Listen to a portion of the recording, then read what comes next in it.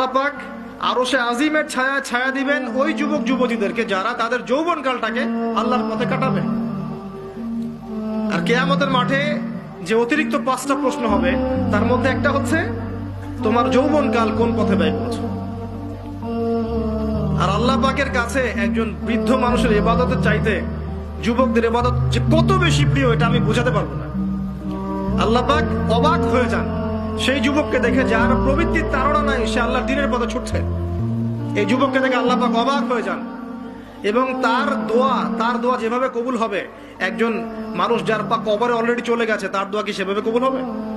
দুজন ইবাদত সমান। এই বয়সে আপনি অনেক কিছু করতে পারেন।